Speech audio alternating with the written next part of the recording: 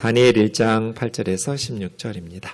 다니엘은 뜻을 정하여 왕의 음식과 그가 마시는 포도주로 자기를 더럽히지 아니하리라 하고 자기를 더럽히지 아니하도록 환관장에게 구하니 하나님이 다니엘로 하여금 환관장에게 은혜와 긍휼을 얻게 하신지라. 환관장이 다니엘에게 이르되 내가 내 주 왕을 두려워하노라. 그가 너희 먹을 것과 너희 마실 것을 지정하셨거늘 너희 얼굴이 초췌하여 같은 또래의 소년들만 못한 것을 그가 보게 할 것이 무엇이냐. 그렇게 되면 너희 때문에 내 머리가 왕 앞에서 위태롭게 되리라 하니라. 환관장이 다니엘과 하나냐와 미사엘과 아사랴를 감독하게 한 자에게 다니엘이 말하되 청하노니 당신의 종들을 열흘 동안 시험하여 채식을 주어 먹게 하고 물을 주어 마시게 한 후에 당신 앞에서 우리의 얼굴과 왕의 음식을 먹는 소년들의 얼굴을 비교하여 보아서 당신이 보는 대로 종들에게 행하소서 하매 그가 그들의 말을 따라 열흘 동안 시험하더니 열흘 후에 그들의 얼굴이 더욱 아름답고 살이 더욱 윤택하여 왕의 음식을 먹는 다른 소년들보다 더 좋아 보인지라. 같이요. 그리하여 감독하는 자가 그들에게 지정된 음식과 마실 포도주를 제하고 채식을 주니라. 아멘. 자리에 앉으셔서 기도하겠습니다. 사랑하는 주님, 주님의 말씀이 우리의 인생길을 인도하는 등불 되게 하옵소서. 주님의 말씀으로 힘과 지혜와 위로를 얻게 하셔서 주님의 말씀 붙들고 이 험한 세상 살아낼 수 있도록 은총 베풀어 주옵소서. 미련하고 연약한 종을 주님 손에 맡기옵고 예수님의 이름으로 기도하옵나이다. 아멘. 오늘부터 다니엘서를 묵상하도록 하겠습니다. 다니엘은 대선지서입니다. 선지서가 16권의 성경이 있습니다. 그 중에 이사야, 예레미야, 에스겔, 다니엘을 대선지자라고 부르고 호세아부터 말라기까지 12명의 선지자를 소선지자라고 부릅니다. 대선지자와 소선지자를 구분하는 기준은 기록된 성경의 분량입니다. 이사야, 예레미야, 에스겔, 다니엘서가 길어서 대선지서라고 부르고 대선지서를 기록한 선지자를 대선지자라고 부릅니다. 그에 비해서 호세아부터 말라기까지 12명의 선지자들이 기록한 성경의 분량이 짧아서 소선지서라고 부르고 소선지서를 기록한 선지자들을 소선지자 이렇게 부릅니다. 다니엘은 대선지자에 소속된 그러한 선지자이고요. 모든 선지서를 읽을 때는 1장 1절이 중요해요. 왜냐하면 거기에 시대적 배경이 들어있거든요. 이 선지자가 어떤 시대에 활동했는지를 알아야 선지서 본문의 내용을 정확하게 파악하는 데 도움이 됩니다. 다니엘서 1장 1, 2절을 좀 같이 읽겠습니다. 시작. 유다 왕 여호야김이 다스린 지 3년이 되는 해에 바벨론 왕 느부갓네살이 예루살렘에 이르러 성을 에워쌌더니 주께서 유다 왕 여호야김과 하나님의 전 그릇 얼마를 그의 손에 넘기심에 그가 그것을 가지고 신할 땅 자기 신들의 신전에 가져다가 그 신들의 보물 창고에 두었더라. 아멘. 다니엘 선지자는 언제 활동한 선지자예요? 유다 왕으로 하면 여호야김 3년 되었을 때. 근데 그때 무슨 사건이 있었냐면 바벨론 왕 느부갓네살이 예루살렘에 내려와서 예루살렘 성을 포위하고 지금 두 나라의 전쟁이 있었던 것이죠. 그런데 2절에 보니까 하나님께서 여호야김과 하나님의 성전에 있는 그릇들, 하나님을 예배하는 데 사용하는 그런 도구들을 바벨론 왕 느부갓네살 왕의 손에 넘기셨어요. 그랬더니 느부갓네살이 그 성전의 보물들을 가지고 신할 땅 자기 신전에다가 보물창고에다가 두면서 이때 많은 예루살렘 유다의 귀족 자제들을 끌고 포로로 끌고 갔어요. 이때가 주전 605년이에요.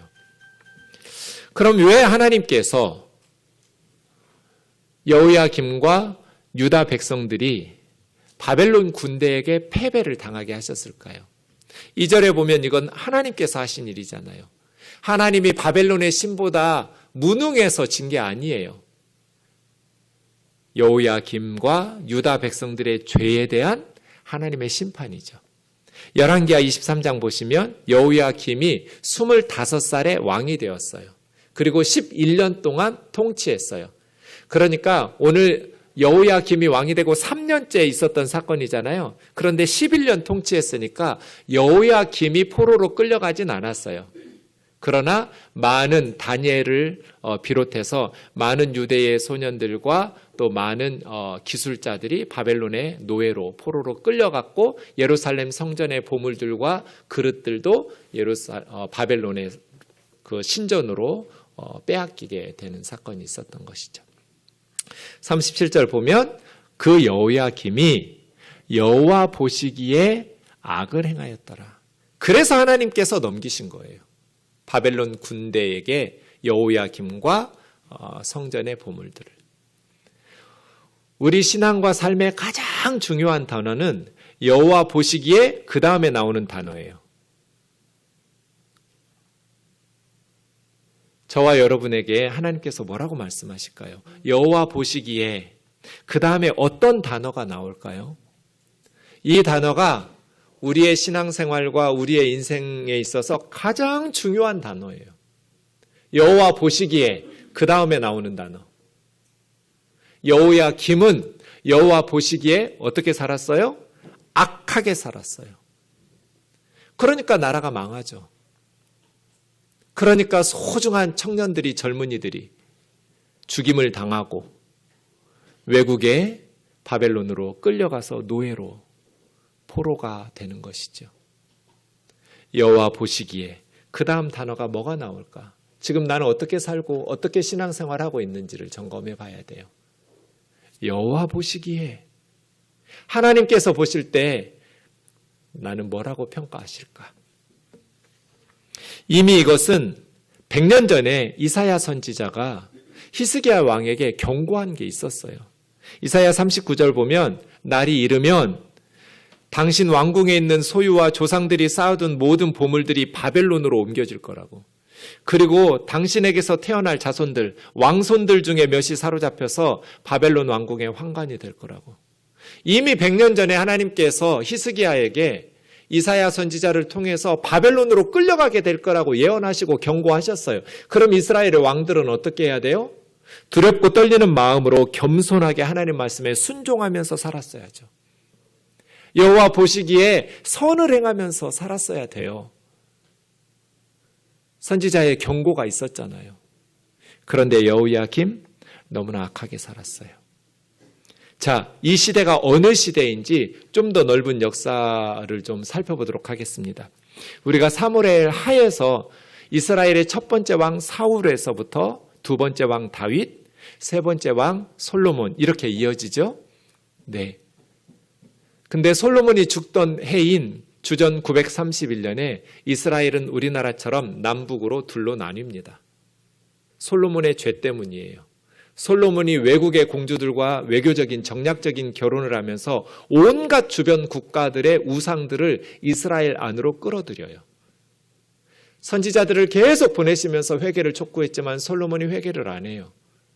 그래서 하나님께서 솔로몬 때문에 나라가 둘로 나뉜다고 말씀하시면서 솔로몬이 죽던 해에 북이스라엘 10지파는 솔로몬의 신하 여로보암이 통치하기 시작했고 남쪽의 두 지파, 남유다, 유다 지파와 베냐민 지파만 솔로몬의 아들 르호보암이 통치하기 시작합니다. 그래서 솔로몬이 죽던 해에 나라가 남유다, 북이스라엘 이렇게 나뉘게 된 것이죠. 시간이 흐르면서 북이스라엘이 먼저 아수르에게 주전 722년에 멸망합니다. 북쪽 10지파가 먼저 아수르에게 멸망하고 남쪽 유다는 바벨론에게 주전 586년에 멸망하게 됩니다. 그때 바벨론은 아수르를 정복했고 그 바벨론 시대에 오늘 다니엘이 사역하고 활동하게 된 것입니다. 바벨론이라는 나라는 한 70여 년간 세계를 제패하고 있는 그러한 나라였는데 그 바벨론은 다시 고레스라는 사람이 건국한 페르시아 바사 제국에 의해서 바벨론이 무너집니다. 그 페르시아 고레스의 바사 제국은 200여 년 후에 알렉산더의 그리스, 헬라 제국에 의해서 멸망하고 그 헬라는 그리스 제국은 로마 제국에 의해서 멸망합니다. 여기가 성경의 정치적 배경이죠. 시대적 배경이에요. 그래서 북이스라엘이 아수르에게 멸망하고, 아수르는 굉장히 오래된 왕국입니다. 굉장히 오래된 왕국인데 아수르가 주전 700년대에 오리엔트 지역을 이집트까지 다 최초로 세계에서 통일을 하게 됩니다. 전 세계를 제패하는 첫 번째 국가 아수르예요.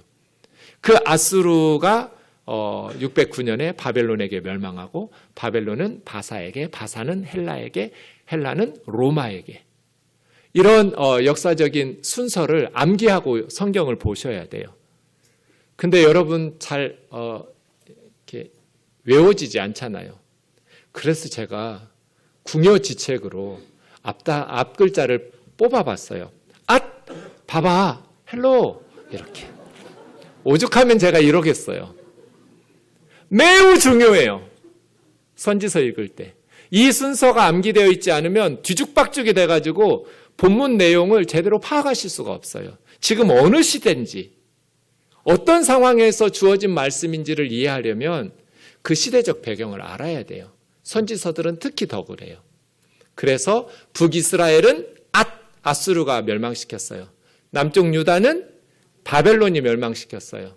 바벨론은 세 번에 걸쳐서, 3차에 걸쳐서 사람들을 포로로 끌고 갔어요. 첫 번째가 오늘 다니엘과 세 친구들이에요. 주전 605년이에요. 여호야김 3년. 그 다음 8년 후에 주전 597년에 에스겔 선지자를 끌고 가는, 여호야김의 아들이에요. 여호야긴 왕. 여호야김은 예루살렘에서 죽었지만 그의 아들 여호야긴은 바벨론으로 포로로 왕을 끌고 가요. 그래서 시드기야가 마지막 왕이 되고, 시드기야가 11년 후에 주전 586년에 바벨론에 의해서 완전히 예루살렘 성전이 불타고 왕궁이 불타면서 시드기야 왕 앞에서 왕자들은 다 살해를 당하고, 시드기야 왕은 두 눈이 뽑히고 쇠사슬에 묶여서 짐승처럼 바벨론으로 끌려가서 유다는 완전히 멸망하게 돼요. 그것이 바벨론이에요. 그런데 그 바벨론은 되게 짧게 70년 만에 페르시아에게, 고레스 왕에 의해서 무너지게 되죠. 그래서 봐봐, 헬로.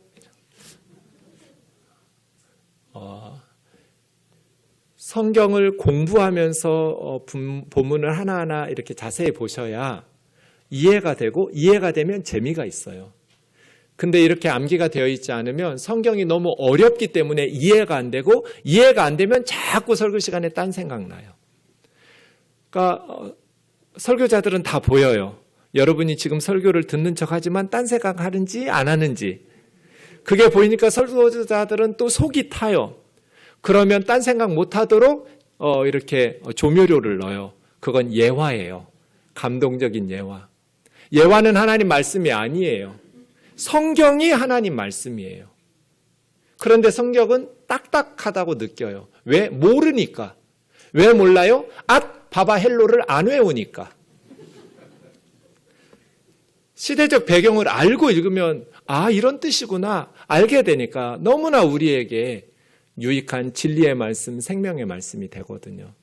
그래서 여러분, 성경을 중심으로 신앙생활을 하셔야지 자꾸 조미료 많이 들어간 음식 먹으면 아파요.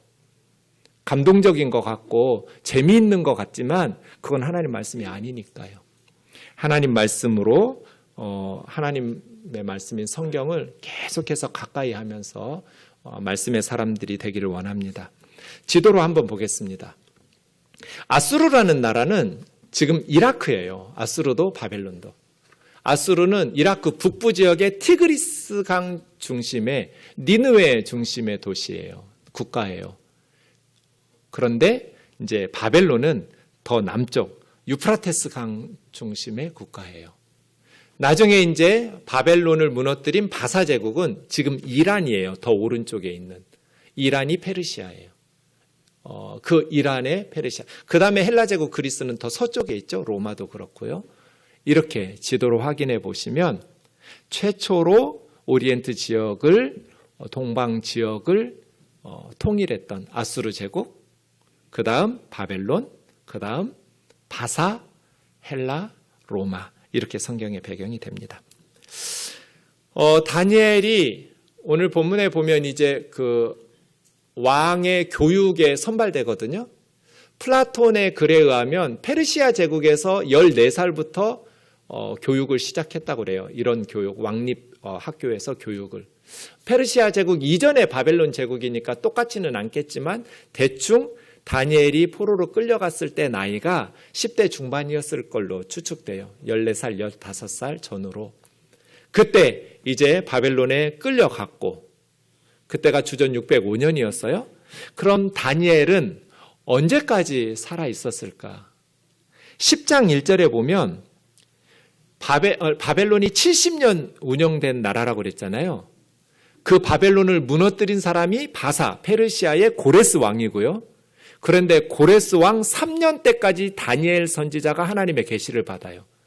그러니까 바벨론 70년 내내 살아 있었던 거예요, 다니엘은. 당시의 수명이 보통 40, 50이었다고 그래요.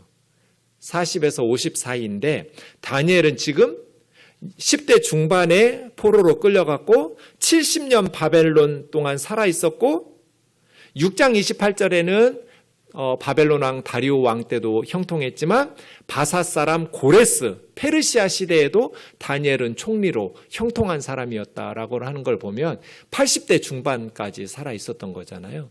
굉장히 장수했던 사람이죠. 네. 그만큼 하나님에게서는 멸망한 이스라엘의 다니엘의 역할이 중요했던 것이죠. 자, 이제 우리가 생각해야 될 주제는 이런 겁니다. 다니엘이 바벨론으로 끌려갔어요. 이제부터 다니엘과 세 친구에게 있어서 가장 중요한 게 뭘까요? 이 질문은 하나님의 백성들이 세상에서 살아갈 때 가장 중요한 게 무엇인가 하는 질문하고 똑같아요. 바벨론에서는 성전이 없어요. 하나님께 예배드리는 제사장들도 없어요. 하나님을 잘 섬기던 14살, 15살 중등부까지 주일학교 다녔어요. 근데 갑자기 고등학생 될 나이쯤에 갑자기 나라가 망하면서 하나님이 없는 우상의 신전들이 득실거리는 그러한 바벨론의 우상 숭배의 나라로 갑자기 어린 소년들이 던져진 거예요. 이스라엘 역사에서 가장 힘겨운 시기, 가장 불행한 시대예요. 나라가 망하고 이제 바벨론에 끌려갔는데 얼마 지나지 않아서 자기 왕자들이 살해당하고 왕은 두 눈이 뽑히고 쇠사슬에 묶여서 짐승처럼 바벨론에 끌려왔잖아요. 이스라엘 역사가 무너져 내리는 것을 보았던, 그것도 거의 평생을 우상 숭배의 땅 바벨론에서 살아내야 했던 다니엘과 친구들. 목사인 저는 교회에서 사니까 그냥 하나님 믿으면서 날마다 예배하고 찬송하고 기도하면서 살아요. 그런데 여러분은 세상에서 살아요. 직장 생활 하시면서. 거기 하나님 믿는 사람 없어요. 하나님 인정하고 예배하러 모이지 않아요. 하나님의 백성은 하나님을 모르는 세상에서 어떻게 살아야 할까? 우리에게 가장 중요한 건 뭘까? 같은 질문이에요.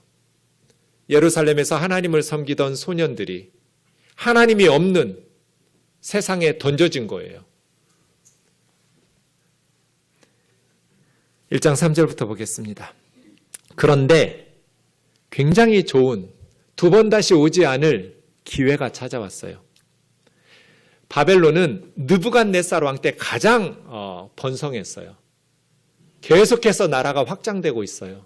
그러다 보니 갑자기 급속도로 팽창하는 나라를 이끌어갈 인재들이 필요했어요. 정복한 나라에 대해서 잘 알고 있는 정복한 나라 출신의 소년들을 3년 동안 교육하기로 결정한 거예요. 그러면 그 나라에 대해서도 잘 알게 될 것이고 그 나라에서 포로로 끌고 온 백성들을 지배하고 다스리는데도 유익한 관리들이 되겠죠. 왕을 도와서 국정을 이끌어갈 리더들을 선발하려고 3년간 교육을 시키는데 5가지 조건이 있었어요. 선발 기준이에요. 첫 번째는 출신 배경이 좋아야 돼요. 왕족과 귀족이어야 돼요. 두 번째는 몸에 장애가 있거나 흠이 있으면 안 돼요. 흠이 없고 용모가 아름다울 것. 세 번째는 모든 지혜를 통찰하며 지식에 통달하며 학문에 익숙한, 똑똑해야 돼요. 실력이 있어야 돼요. 잘생기기만 하면 안 돼요. 머리도 좋아야 돼요. 네 번째는 왕궁에 설만한 자여야 돼요. 왕을 보좌할 만한 몸가짐, 기품이 있어야 돼요. 매너가 좋아야 된다는 뜻이에요. 마지막 5번째는 소년이어야 돼요. 여자여도 안 되지만 나이가 어려서도 안 되고 너무 많아서도 안 돼요. 보통 14살, 15살 전후. 이렇게 5가지 조건 중에 하나라도 모자라면 선발될 수가 없었어요. 다른 것이 아무리 탁월해도 출신 배경이 아니거나 몸에 장애가 있거나 아니면 머리가 좀 안 좋거나 아니면 나이가 많거나 적거나 여러 가지.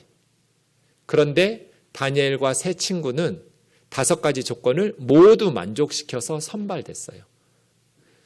나라는 망했지만 개인적으로는 왕의 관리가 될 수 있을 만큼 높은 지위에 오를 수 있는 기회를 얻은 거죠. 그들에게 갈대아 사람의, 이게 바벨론이에요. 갈대아 사람의 학문과 언어, 아카드어를 가르치면서 왕이 지정해서 왕이 먹는 음식과 왕이 마시는 포도주를 제공해 가면서 3년 동안 교육을 시킨 거예요. 그 후에 그들은 왕과 함께 나라를 이끌어가게 하려고. 그 가운데 다니엘, 하나냐, 미사엘, 아사랴가 있었어요. 환관장 아스브나스가 그들의 이름을 바벨론식으로 바꿔주어요. 다니엘은 벨드사살, 하나냐는 사드락, 미사엘은 메삭, 아사랴는 아벳느고. 여러분, 근데 원래 이 소년들의 이름을 보면 다 하나님이 들어가 있어요. 엘이 하나님이잖아요. 다니엘, 하나님은 나의 심판자. 미사엘, 누가 하나님과 같으랴. 그 다음 히브리어에는 끝에 야로 끝나면 여호와예요. 여호와의 축약형이 야거든요. 할렐루야, 여호와를 찬양하라. 이것처럼 야가 붙으면 여호와의 이름이에요. 하나냐, 하나니라는 것은 은총, 긍휼, 자비, 사랑, 그런 뜻이에요. 그러니까 여호와의 은총, 하나님의 사랑, 그런 뜻이에요. 아사랴, 야, 아사르는 돕다예요. 여호와는 나의 도움. 내 소년의 이름에는 여호와라는 단어나 엘이라는 단어에 하나님의 이름이 다 들어가 있었어요. 그런데 벨드사살, 사드락, 메삭, 아벳느고는 우상의 신 이름이 다 들어가 있어요. 바벨론의 신의 이름들이에요. 여러분, 그렇게 바벨론의 이름을 바꿔서 부를 때 여러분 마음이 얼마나 아팠겠어요. 내 이름에 하나님이 들어가 있었는데, 내 이름에는 하나님이나 여호와의 이름이 내 이름 속에 들어 있었는데 이제는 내 이름이 우상의 이름이 들어간 이름으로 바뀌어버린 거예요. 너무나 마음이 아팠을 것 같아요. 자, 다시 질문요. 이렇게 다니엘이 바벨론으로 끌려갔어요. 가장 중요한 게 뭘까요? 2가지예요. 첫 번째, 바벨론의 학문과 언어와 이름을 수용했어요. 그걸 거부하면 다시 노예로 전락하겠죠. 바벨론식 이름을 인정, 그리고 아카드어를 열심히 배우고 바벨론의 교육을 열심히, 정치, 법률, 농업, 건축업, 천문학, 수학, 모든 분야에 있어서 교육을 받기 시작하는 거예요. 이게 첫 번째. 하나님의 백성들이 세상에서 살 때 세상 사람들과 경쟁하면서 살아요. 대충대충 살면 안 돼요. 그 세상 사람들보다 더 실력 있게 맡은 직임을 감당할 수 있는 실력을 길러야 돼요. 두 번째는 다니엘과 세 친구가 뜻을 정해서 하나님의 백성으로서의 정체성을 지키기로 해요. 8절 보겠습니다. 다니엘은 뜻을 정하여, 다니엘뿐 아니죠. 세 친구도 마찬가지예요. 왕의 음식과 왕이 주는 포도주로 자기를 더럽히지 않겠다고 뜻을 정했어요. 다른 나라에서 선발된 소년들처럼 살면 하나님의 백성으로서의 정체성을 잃어버릴 것 같은 거예요. 그러니까 자기를 더럽히지 않으려고 뜻을 정한 거예요. 뜻을. 하나님의 백성의 정체성을 지켜나가자. 그것이 음식법이었어요. 모세 율법에 의하면 발굽이 갈라지고 되새김질을 해야만 먹을 수 있는 정결한 짐승이에요. 소나 염소나 양처럼. 돼지처럼 발굽은 갈라졌는데 되새김질을 못하면 부정한 짐승이어서 유대인들은 먹지 않아요. 토끼도 그래요. 그런데 예루살렘에서 살 때는 엄마가 알아서 다 정결한 짐승의 고기로 요리해 주었으니까 그냥 먹으면 돼요. 근데 바벨론으로 끌려왔어요. 바벨론에서 나오는 왕이 즐기는 음식은 하나님의 말씀을 모르니까 요리에서 나온 이 고기가 돼지고기인지 소고기인지 어떻게 알아요? 소년들이. 그러니까 제일 안전한 건 뭐예요? 채식을 하는 거예요. 그리고 이제 10대 중반이 되면 이제 포도주를 마시기 시작하면서 성인 대접을 받는데 원래 포도주는 먹을 수 있는 음식이지만 나라가 망했잖아요. 그래서 유대 사회에서는 즐거움을 정신줄 놓게 하면서 우리를 기분 좋게 하는 포도주를 금하면서 물을 마시기 시작해요. 나라가 회복할 때까지 회개하는 심정으로. 아마 이 소년들은 더 맑은 정신으로 공부하고 실력을 기르는데 방해되니까 술을 멀리한 것 같아요. 그렇게 뜻을 정해요.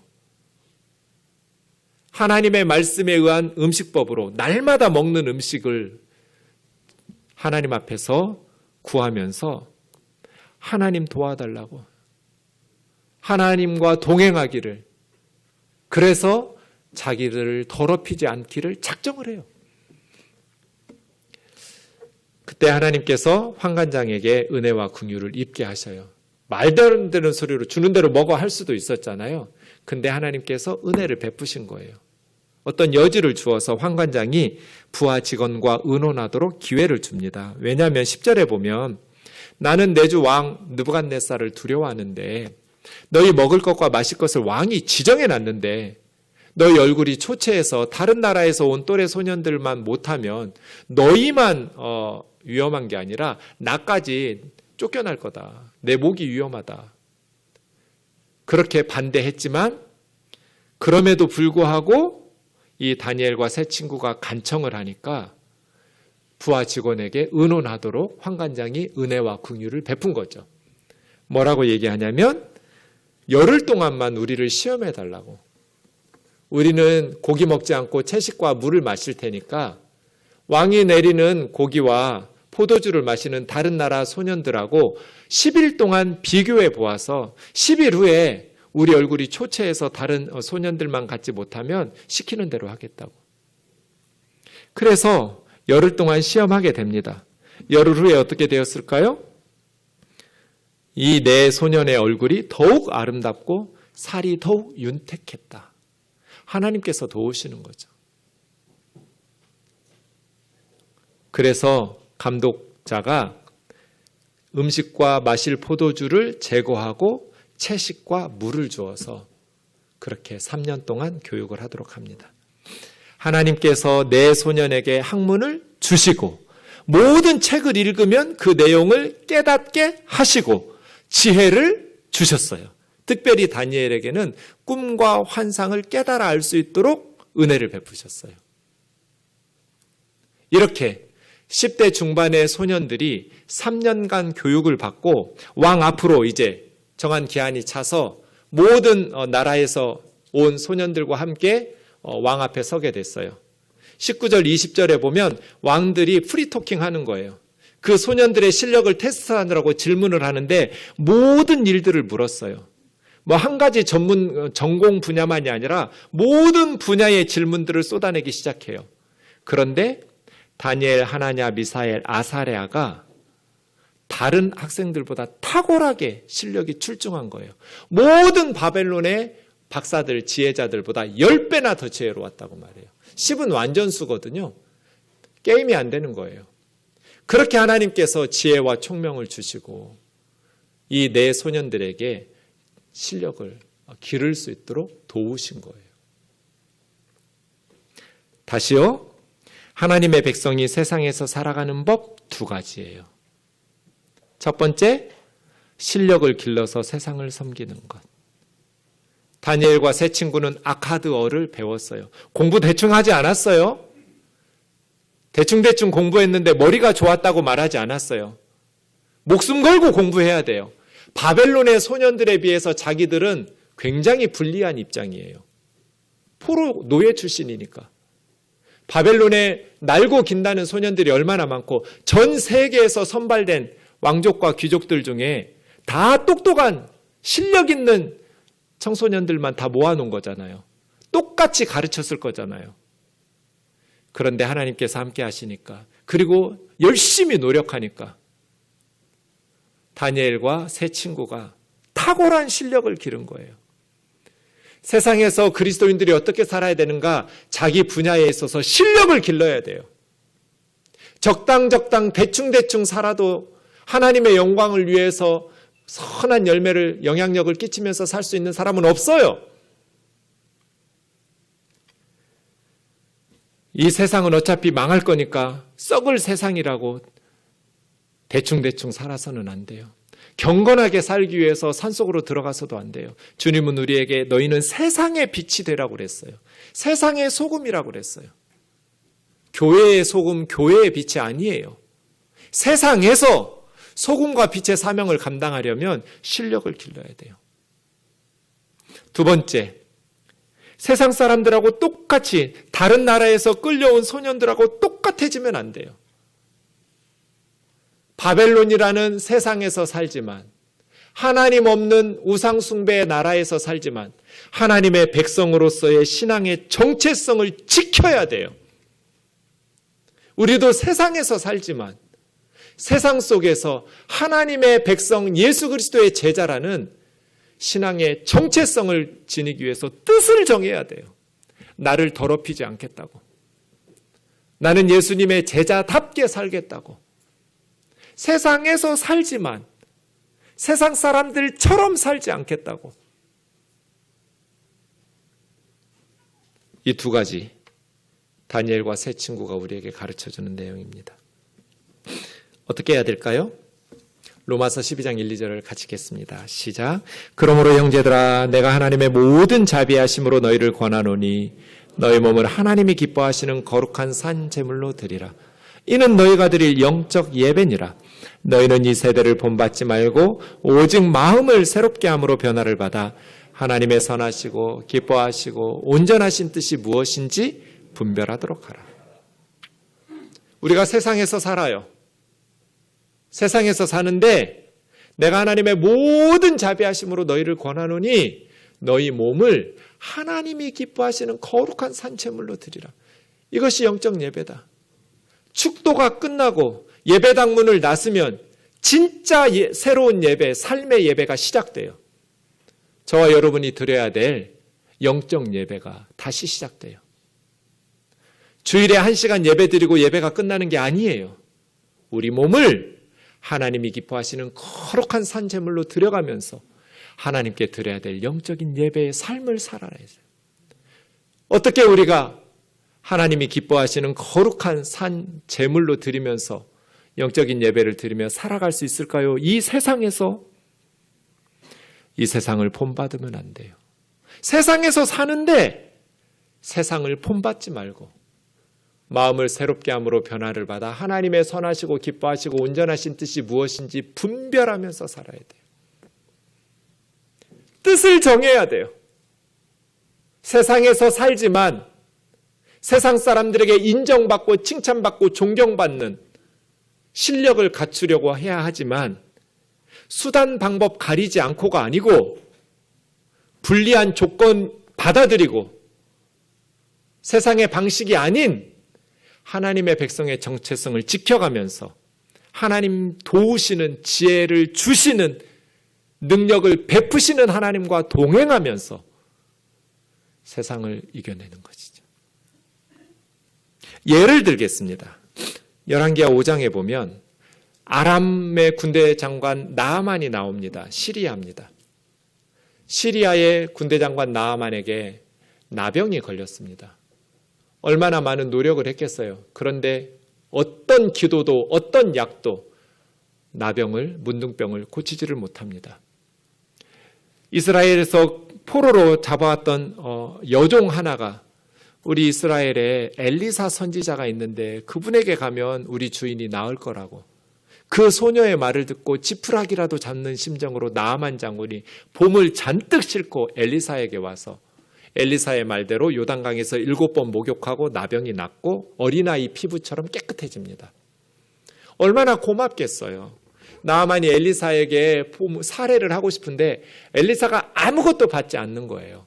그래서 나아만이 17절에 말하는 거예요. 그러면 청하건대 노새 2마리의 실을 흙을 달라고. 이 이스라엘의 흙을 가지고 우리 시리아에 가서 그 흙 위에서 내가 하나님 여호와께만 희생제물과 번제물을 드리겠다고. 내가 하나님 외에 다른 신에게는 절대로 예배하지 않겠다고. 왜? 온 나라에 우리 아람을 비롯해서 그 신들이 다 거짓이라는 걸, 무능한 신이라는 걸 깨달았어요. 상천하지에 이스라엘의 하나님 여호와만 진짜 참 신이라는 것을 나아만이 깨달은 거예요. 그래서 자기네 나라로 돌아가면서 노새 2마리의 실을 만큼 가지고 가면서 그 위에서 하나님 여호와께만 번제물과 희생제물을 드리겠다는 거예요. 세상으로 돌아가면서 하나님만 섬기겠다고 뜻을 정했잖아요. 나아만이. 근데 문제가 하나 있었어요. 그게 18절이에요. 오직 한 가지 일이 있습니다. 여호와께서 당신의 종을 용서해 주기를 원합니다. 뭐냐면 내 주인, 나아만의 주인은 아람 왕이겠죠. 우리 왕이 림몬 신전에 가서 제사를 드릴 때 꼭 나를 데리고 간다고. 내 손을 의지하고 가서 림몬 신당에 가서 왕이 몸을 굽히는데, 왕이 몸을 굽힐 때 옆에 있는 신하가 고개 뻣뻣이 쳐들고 있을 수 없잖아요. 그래서 내가 마음으로는 저 림몬은 가짜예요. 그런데 왕이 몸을 굽혀 절하기 때문에 신하인 내가 몸을 굽힐 수밖에 없다고. 몸을 굽히면서 나아만은 어떻게 하겠어요? 마음으로 기도하겠죠. 하나님, 우리 왕도 여호와 하나님을 알게 해달라고, 믿게 해달라고. 우리나라도 이스라엘 하나님 참신을 믿게 해달라고. 그렇게 기도하는 마음으로 몸을 굽혀 절하겠죠. 그런데 어쨌든 우상에게 엎드리는 거잖아요. 엘리사가 뭐라고 대답할 것 같으세요? 여러분 같으면 뭐라고 할 것 같으세요? 너 문둥병 또 걸리고 싶어? 어디 우상에게 절으라고 몸을 굽혀? 시골로 낙향하든지 이스라엘로 귀화하든지 해서 하나님만 섬겨야지, 이렇게 대답할 것 같죠? 엘리사는 뭐라고 그래요? 샬롬. 레크 르 샬롬이에요. 레크 가라, 르 샬롬 평안하게 가라고. 걱정하지 말라고. 그렇게 하라고. 이게 세상이잖아요. 교회에서 사는 저는 몸 안 굽혀도 돼요. 술 안 마셔도 돼요. 그런데 세상에서 직장 생활하는 여러분은 때로는 몸을 굽혀야 돼요. 마음으로는 저건 가짜 신이에요. 울면서 속으로 눈물을 흘리면서 기도하면서 몸을 굽혀야 돼요. 이게 세상이에요. 하나님의 이름으로 내 이름이 불려졌었는데 갑자기 우상신의 이름으로 내 이름이 불려져는 그 슬픔과 아픔을 감수해야 돼요. 하나님의 말씀이 아닌 아카드의 신, 아카드의 신학, 바벨론의 신학, 바벨론의 철학, 바벨론의 수학, 경제학, 법학 다 배워야 돼요. 그런데 뜻을 정해서 하나님의 백성의 정체성을 잃어버리지 않아요. 그러면서 목숨 걸고 하나님 앞에 기도해요. 40일만 기도 안 하면 돼요. 그런데 다니엘은 기도를 쉬지 않으려고 사자굴에 들어가요. 기도하고 자기 생명을 맞바꾸는 거예요. 이게 세상에서 살아내는 하나님의 백성의 삶의 방식이에요. 몸부림쳐야 돼요.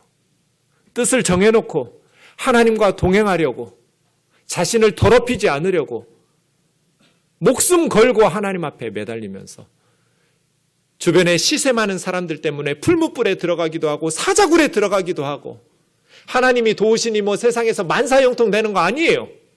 수많은 역경과 시련들이 있지만 하나님과 동행하면서, 다니엘은 고레스 왕 3년 때까지 형통해요. 70년 동안 총리직에 있었다는 뜻이에요. 자기 관리가 얼마나 철저했는지, 그렇게 많은 정치 고위직에 있으면서도 뇌물이나 어떤 비리가 없어서 유혹에 넘어지지를 않은 거예요. 그래서 이상한 법을 한시적으로 40일 동안만 기도하면 사자굴에 넣는 법을 만든 거예요. 그걸 알면서도 기도하는 거예요, 다니엘은. 이것이 세상에서 살아가는 하나님의 백성들의 삶의 방식. 세상에서 산다.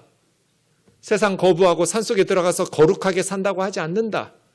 그런데 뜻을 정하고 하나님의 백성의 정체성을 잃어버리지 않는다.